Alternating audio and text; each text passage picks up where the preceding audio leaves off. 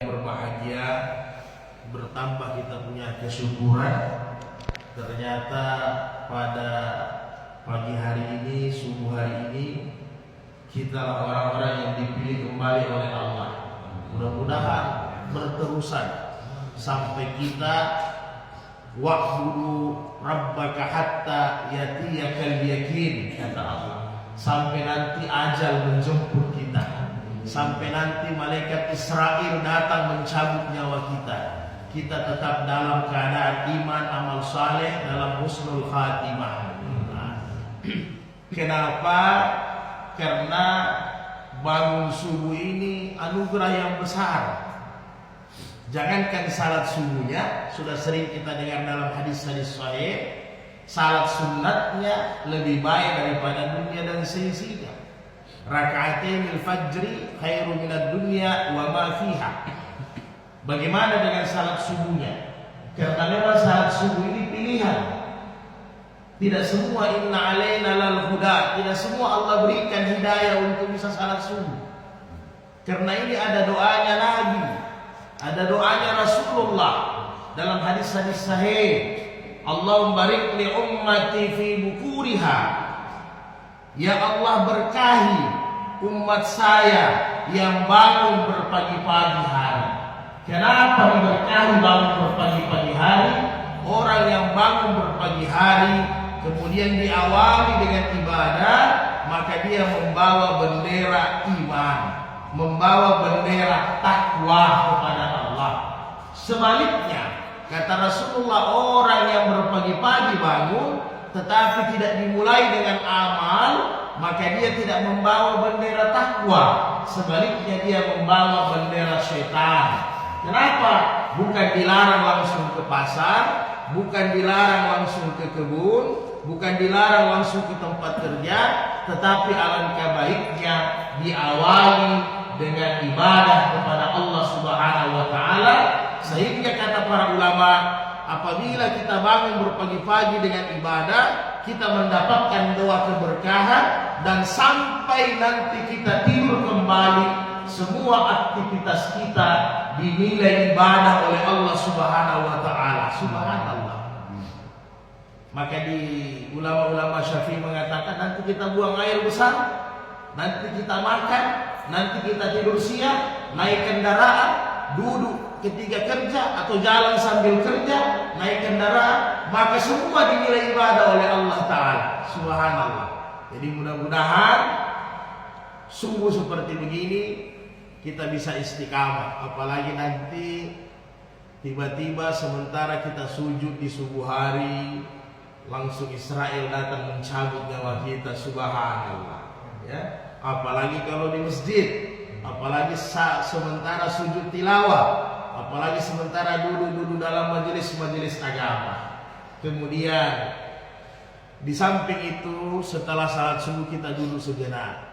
Ini bukan hal yang gampang. Kita tahu semua kita punya keperluan, semua kita banyak kesibukan. Nahnu masgul, semua kita sibuk. Pasti minimal kesibukan habis subuh begini, tidur kembali paling enak.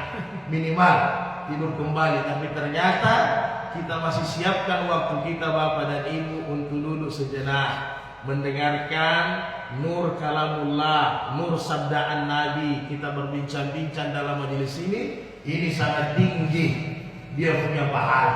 Bukankah kata Nabi dalam hadis-hadis sahih, man salaka tariqan fi ilman, barang siapa yang senantiasa mencari jalan, menyiapkan waktu untuk duduk dalam majelis ilmu, majelis zikir, majelis-majelis kebaikan yang membicarakan tentang kebesaran Allah, membicarakan tentang ilmu agama, maka sahalallahu tariqan ilal jannah. Allah akan berikan dia jalan kemudahan untuk masuk surga. Sebenarnya dulu dalam majelis ilmu itu kita buat jalan.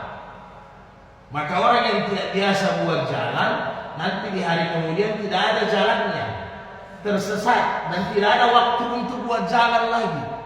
Karena waktunya untuk buat jalan dia hanya ada di dunia ini. Salah satunya dalam majelis ilmu. Berarti kita perbaiki terus jalan kita, perbaiki terus jalan kita. Nanti kita duduk lagi, mungkin bukan hanya di Jumat berkah, di Sabtu berkah, di Rabu berkah, di Senin berkah, maka makin cantik kita punya jalan. Yang saya khawatirkan bukan lagi jalan aspal nanti masuk surga, bukan lagi nanti jalan yang mulus, tetapi kalbar kal khatab, kita masuk surga seperti kilat yang menyambar. Karena jalan tol, jadi kalau jalan tol saja banyak nanti yang dilewati, lebih cepat praktis. Bagaimana kalau seandainya kalbar kal khatab, seperti kilat yang menyambar, maka lebih cepat daripada kedipan mata kita satu kali. Subhanallah, si fulan itu dalam majelis ilmu tak langsung masuk dalam surga. Tidak ditahu mana itu siratal mustaqim, tidak ditahu itu mana perjalanan yang panjang, langsung kita berada di pintu surga. Subhanallah. Kemudian dalam hadis sahih yang lain, man haraja talabil ilmi fahuwa fi sabilillah. Barang siapa yang masuk keluar untuk menuntut ilmu, seperti dia fi sabilillah, hatta yarji, sampai dia nanti kembali pulang ke rumahnya masing-masing. Karena kita dalam keadaan aman, kita bukan dalam keadaan seperti saudara-saudara kita di Palestina. Sampai hari ini mereka biar ibadah susah, biar tidur susah, biar makan itu susah, mereka itu jihad. Maka bagi kita yang dalam keadaan aman, apakah tertutup pintu jihad bagi kita? Tidak sama sekali. Maka ini solusinya, senantiasa duduk dalam majelis ilmu, maka Allah berikan kita pahala seperti orang yang berjihad fi sabilillah. Subhanallah. Hanya duduk sebentar, setelah salat pulang ke rumah dapat pahala jihad. Maka kata para ulama, Imam Tirmizi menjelaskan, seandainya dia meninggal dalam keadaan menuntut ilmu agama, apakah dia dapat fisabilillah? Dapat syahid. Bagaimana kalau seandainya majelis itu sudah selesai, ketika dia belum sampai ke rumah, tidak diminta-minta, mudah-mudahan kita semua selamat, tiba-tiba di perjalanan menuju ke rumah kita meninggal, maka kita meninggal syahid sebagai syuhada. Maka satu syahid sudah wajib kita untuk masuk surga. Satu syahid sudah ada syarat kita untuk masuk surga, bila hisaban wala azaban, tanpa dihisab, tanpa diazab, hanya duduk dalam majelis ilmu. Subhanallah. Kemudian yang terakhir sebagai mukadimah kita, duduk dalam majelis ilmu sama dengan mendapatkan pahala kal haji wal umrata tammah, katanya. Mendapat pahala haji dan umrah yang sempurna. Pahalanya maksudnya, bukan syariatnya. Karena syariatnya kita harus pergi tawaf di Ka'bah. Tetapi bagi kita yang belum punya kemampuan, mungkin fisik, mungkin keuangan, maka duduk dalam majelis ilmu seperti begini, sudah dapat kita pahala haji dan umrah yang sempurna. Apa yang pahala haji? Haji yang mabrur, yang sempurna, laisa lahu illal jannah. Tidak ada balasannya kecuali surga. Artinya kita duduk dalam majelis-majelis agama begini, curahan, limpahan, hujan rahmat, hujan pahala, hujan kelebihan, semua kita dapatkan Bapak dan Ibu sekalian. Jadi ada majelis-majelis seperti begini, kita biasakan cari waktu untuk duduk.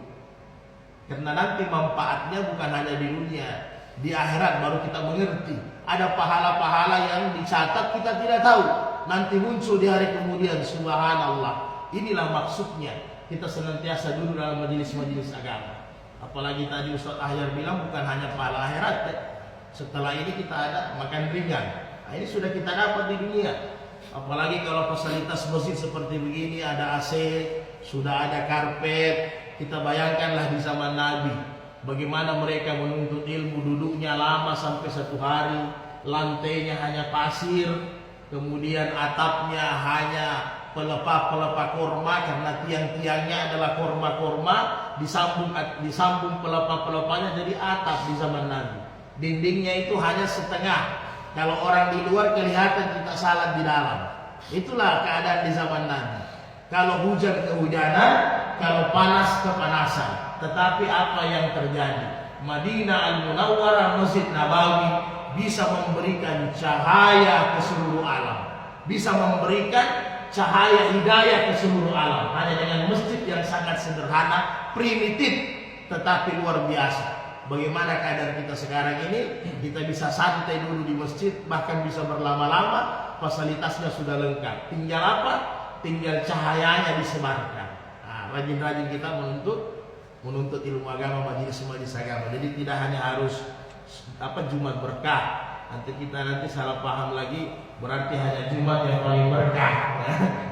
Jadi Jumat yang paling berkah, padahal semua ciptaan hari itu adalah kemuliaan ketika kita isi dengan amal saleh. Biar hari Jumat kalau kita tidak bangun subuh tidak berkah juga. Biar hari kemuliaan kalau kita tidak amal saleh tidak berkah.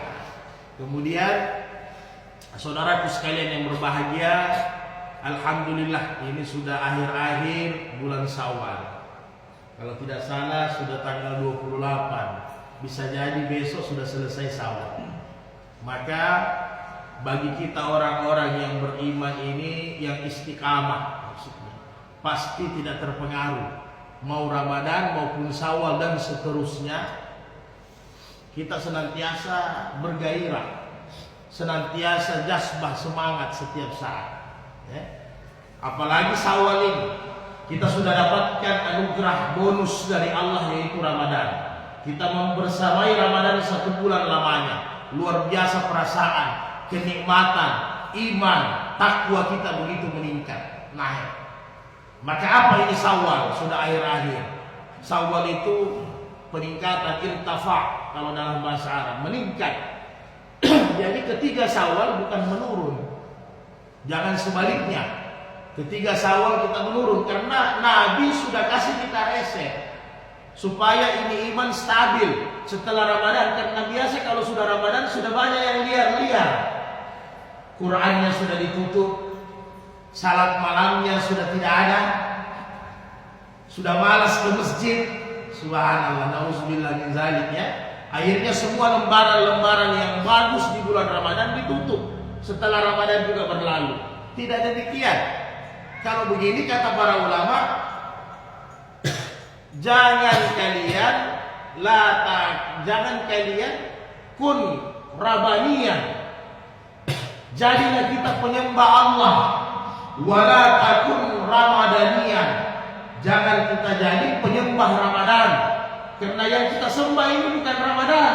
Ramadan ini hanya anugerah nikmat dari Allah. Yang kita sembah adalah Allah Subhanahu wa ta'ala. Ramadan tidak Ramadan, kita tetap menyembah Allah. Itulah hakikatnya, agar keimanan kita, takwa kita itu meningkat.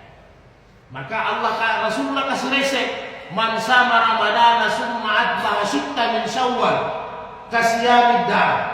Siapa yang puasa Ramadan 30 hari, kemudian dia sempurnakan, dia tambah 6 hari di bulan Syawal.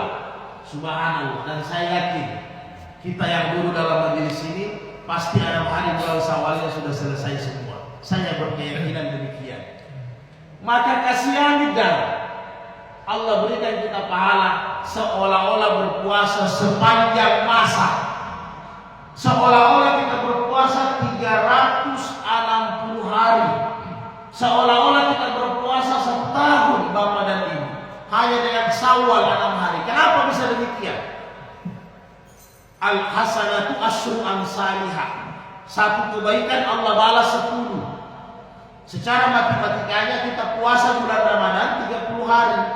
Setiap hari dapat 10, berarti 300. Kemudian ditambah lagi 6 hari di bulan Syawal, berarti kita dapat 300 tambah 60, kita dapat 60. 360 sama dengan 1 tahun lamanya, hanya dengan puasa 36 hari. Itu pun kemudahannya luar biasa dispensasinya. Boleh berpuasa langsung di 2 Syawal mutatabi'ain, atau boleh juga berselang-seling selama 1 bulan Syawal. Mana yang afdal? Kata Imam Syafi'i, tidak ada yang afdal. Semua afdal. Dia berturut-turut mau berselang-seling, semua itu afdal. Hanya kata Imam Abu Hanifah, paling bagus langsung. Imam Syafi'i bilang kita punya keperluan. Biasanya 2 Syawal, 3 Syawal masih banyak tamu datang. Jadi tergantung bagi yang banyak temannya, banyak kesibukannya bisa selang-seling. Yang mana yang tidak afdal? Yang bulan Syawal ini dia tidak berpuasa 6 hari. Rugi. Walaupun hukumnya sunnah muakkadah secara fikih, tetapi kalau kita tidak puasa 6 hari di bulan Syawal amat rugi.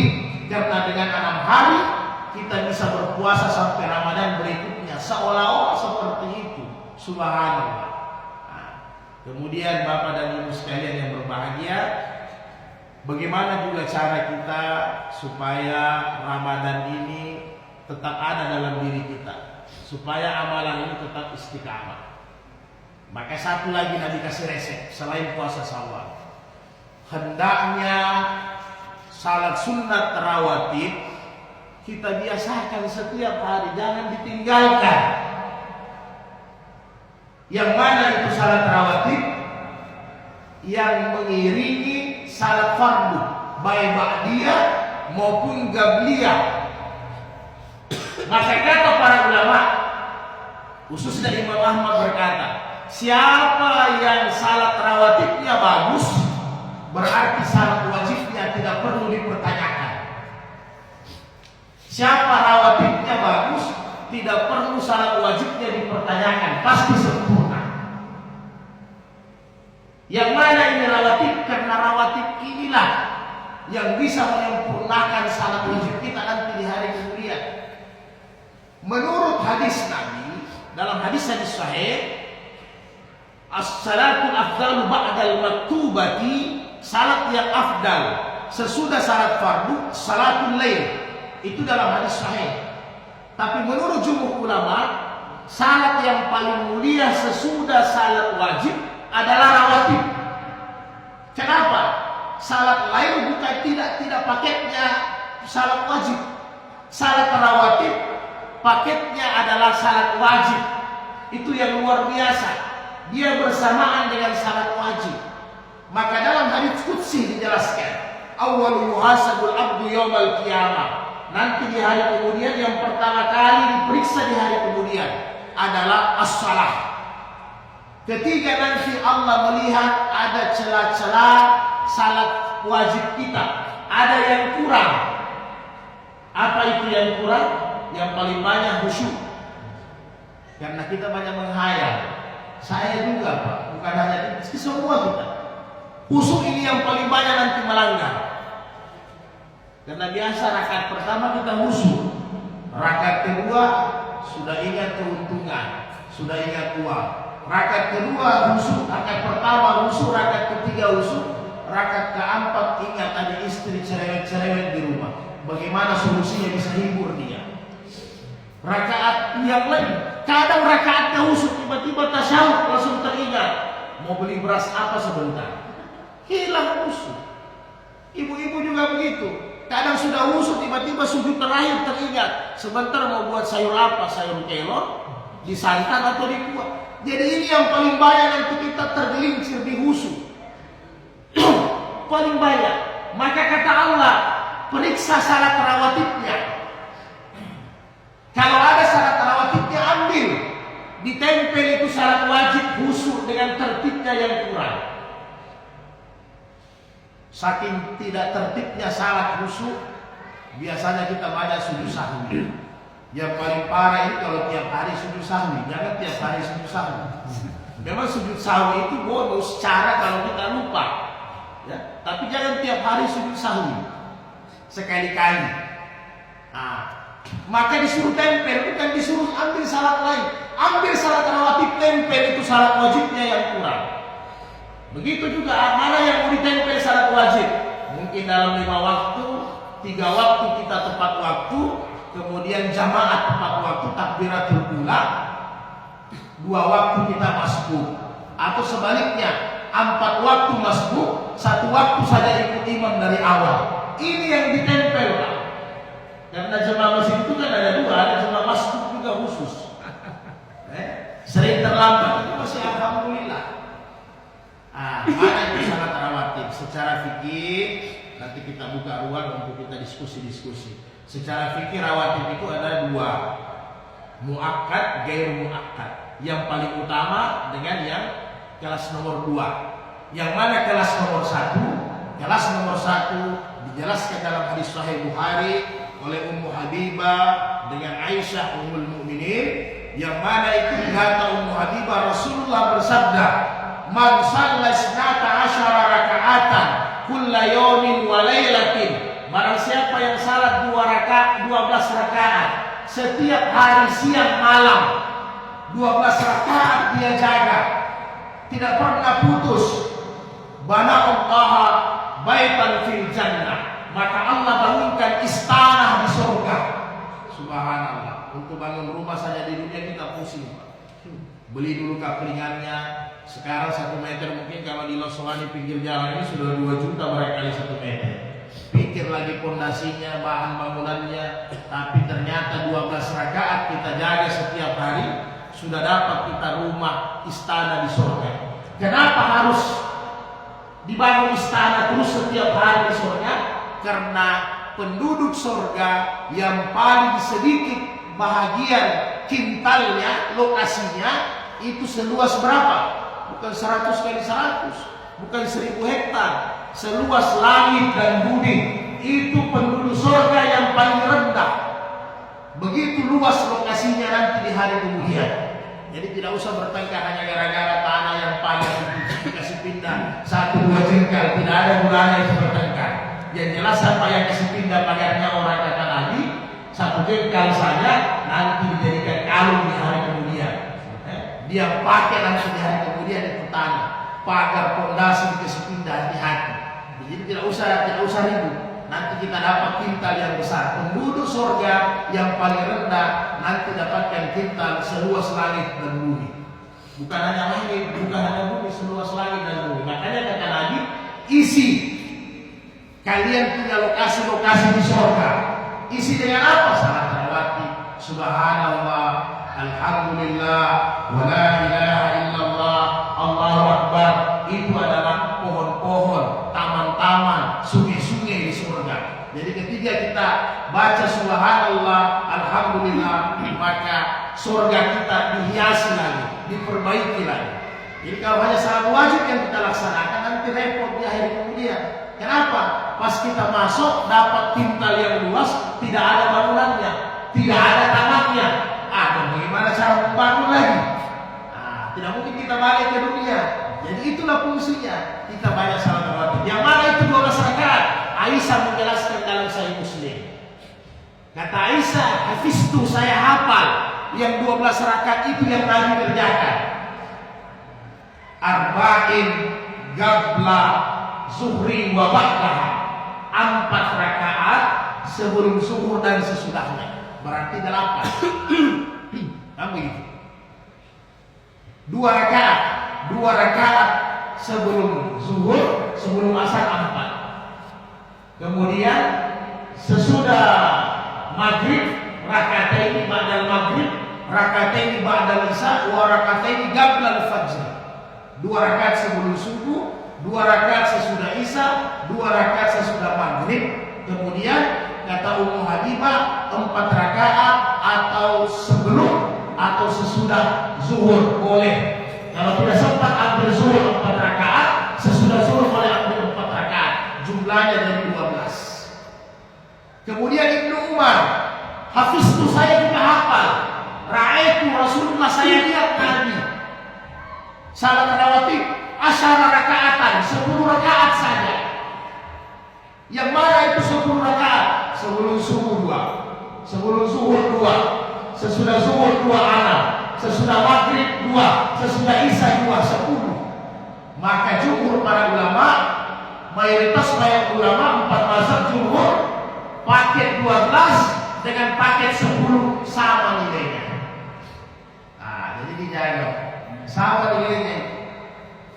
Kemudian yang 12 atau yang 10 rakaat, yang mana yang paling utama lagi? Ada lagi yang paling utama. Yang paling utama adalah rakataini qablal fajri, 2 rakaat sebelum subuh seperti tadi.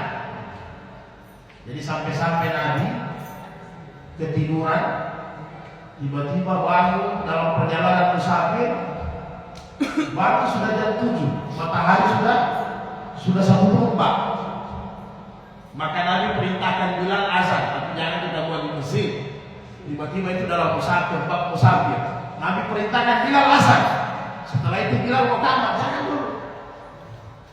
Sallu rakaat ini, salat dulu 2 rakaat sebelum subuh. Walaupun matahari sudah. Setelah salat 2 rakaat, baru Bilal kamar. Ini dalam perjalanan kecapean, karena dulu kan bukan naik Avanza, bukan naik Fortune. Ya, dulu naik ya onta atau kuda. Dia punya Avanza, onta atau kuda. Jadi kecapean Pak, bukan hanya ontanya yang capek, orang yang lain juga capek. Akhirnya bangun jam 7, azan, salat sunat sebelum subuh, baru sekali salat subuh. Kenapa? Karena 2 rakaat sebelum subuh itu penting. Tapi jangan azan di masjid.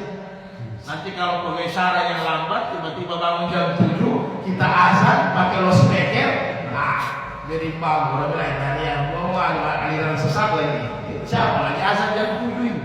Jadi kalau dalam ini saking pentingnya salat 2 rakaat. Kemudian Nabi pernah ketiduran, tiba-tiba sahabat sudah kamar, maka Nabi salat.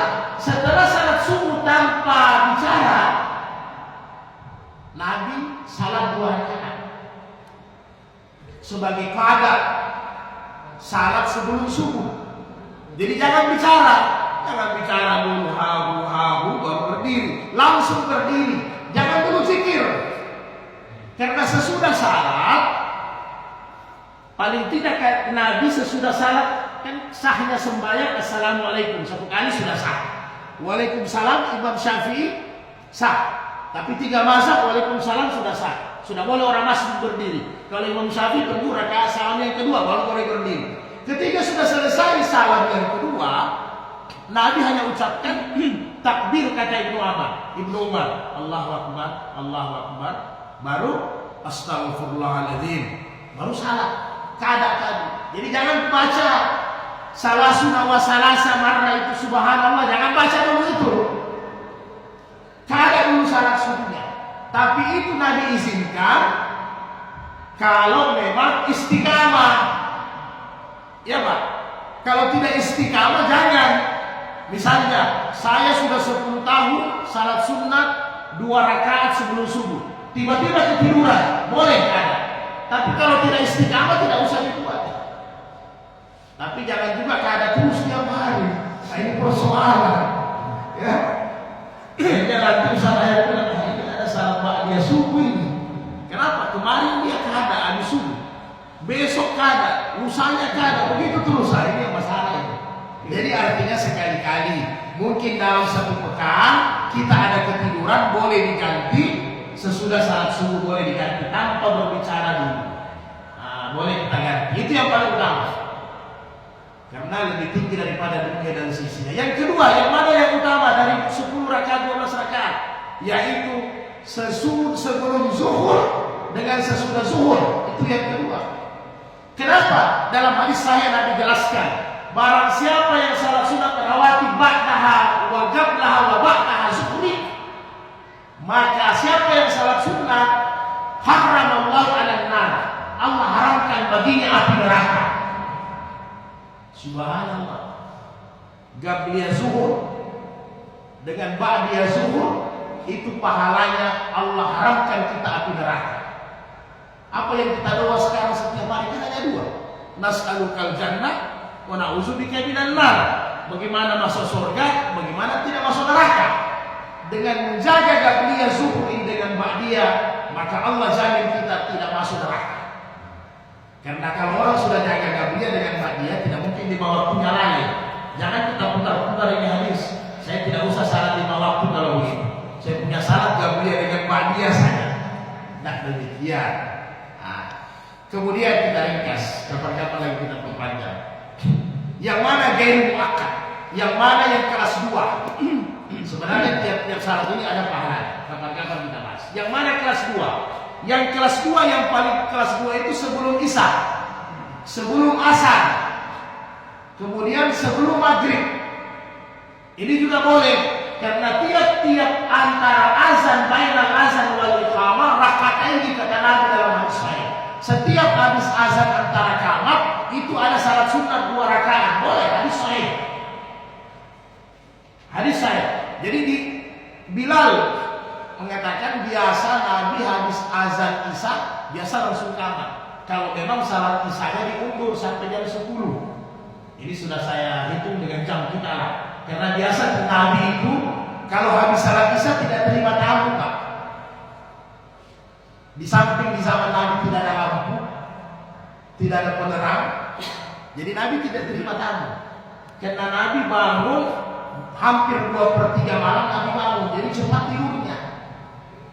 Kalau kita sekarang kan biasa aktivitasnya lebih banyak malam hari, sportnya bulu tangkis malam, bisnisnya malam, jekonya malam, manipulasinya, bagadangnya malam. Padahal Nabi tidak terima tamu. Sehingga kalau Nabi tamu, Nabi bereskan semua sebelum Isya. Terkadang kata sahabat kami menunggu Nabi sampai kami tertidur dalam keadaan duduk. Kemudian bila qamat, kami lihat waktu sudah kurang lebih jam 10, jam 11. Langsung salat. Kenapa? Kalau duduk dalam keadaan tertidur, belakang tidak bersandar, maka di mazhab Syafi'i wudunya tidak batal. Tapi kalau bahu bersandar di tembok, wudunya batal. Jangan bersandar di tembok. Tidak bersandar maka wudunya tidak batal. Jadi Nabi biasa sampai jam 10 karena terima tamu, maka langsung qamat. Tapi kalau biasanya awal-awal Isya, Nabi kasih waktu untuk salat sunnah. Jadi pernah dua-dua dipakai. Jadi kalau nanti dilihat ada masjid, kenapa langsung qamat habis azan Isya? Pernah dipakai sama Nabi. Kenapa agak lama? Pernah dipakai sama Nabi. Yang mana yang paling utama? Yang paling utama adalah qablal maghrib. Jadi dari 3 ini yang paling utama sebelum maghrib. Sebelum Isya, sebelum Asar, dan sebelum maghrib. Yang paling utama sebelum maghrib. Itu yang paling utama dari ketiga ini. Jadi kata Nabi, sallu qablal maghrib, sallu qablal maghrib. Yang ketiga kali Nabi bilang liman sa'ah, salatlah 2 rakaat sebelum maghrib, kata Rasul dalam hadis Sahih Bukhari. Liman sa'ah, siapa yang mau. Jadi yang tidak mau ya jangan. Makanya kalau habis azan maghrib, kata sahabat, laqad ra'aitu, saya melihat kibarali ashabi Rasulullah SAW, sahabat-sahabat banyak setelah azan maghrib mereka ke tiang-tiang pohon kurma, tiang-tiang masjid, mereka salat 2 rakaat sebelum maghrib. Jadi kalau pengurus yang bijak, coba-coba kalau habis azan maghrib kasih waktu 5 menit apa? Baru qamat. Kasih waktu 5 menit. Sekalian orang yang masih jalan bisa dapat juga salat berjamaah. Boleh kasih waktu 5 menit, tidak ada masalah. Oh itu terlambat. Tidak terlambat. Secara hukum ijma 4 mazhab, waktu salat maghrib itu ke salat Isya kurang lebih, tapi jangan dipakai tiap hari, kurang lebih waktunya 60 menit. Antara waktu maghrib ke Isya itu 60 menit. Jadi ada jeda 5 menit kasih waktu. Tapi jangan gara-gara 60 menit jam 7 terus kita sembahyang maghrib. Jam 7 terus, karena ada juga biasa ditanya. Kenapa? Saya pernah tanya, kenapa salat maghrib selalu hampir jam 7? Alasannya saya ada cuci mobil. Cuci mobil cuci. Jadi pulangnya itu sudah jam 6. Jadi saya harus mandi dulu, baru sembahyang, jadi hampir jam 7. Jadi saya sampaikan secara hukum, apalagi Anda punya kerja hanya cuci mobil, itu tidak najis. Tidak usah mandi. Ganti dulu pakaian salat, baru salat. Nanti habis mandi baru mandi. Itu sudah resiko pekerjaan. Jangan dikorbankan ibadahnya. Ada juga pernah saya dapat petani di kampung di daerah Donggala. Dia pulang biasa sore, akhirnya salat asarnya hampir maghrib. Karena pulang kebun dia baru selesai. Apa kerjanya? Petani. Saya katakan kalau Anda petani tidak usah sembahyang tunggu pulang, sembahyang di sawah, sembahyang di kebun. Kemudian kata Rasulullah, tanah dengan tanah itu bukan najis. Bahkan kata Nabi, siapa yang sembahyang di kebun, sembahyang di sawah, sembahyang di atas bukit, kalau dia peternak, gembala, pahalanya berapa? Kalau di Mesir pahalanya berapa? Sab'ina wa isrina darajat. Pahalanya 27 derajat ya? Atau 25 derajat, dua hadis. Tapi pahalanya orang sembahyang di kebun itu hamsullah darajatan, kata Nabi, hadis sahih. 50 derajat pahalanya. Tapi jangan salah di kebun semua, kosong masjid. Gantian. Kalau kebetulan ada di kebun 50 derajat. Tapi ada syarat kata Rasul.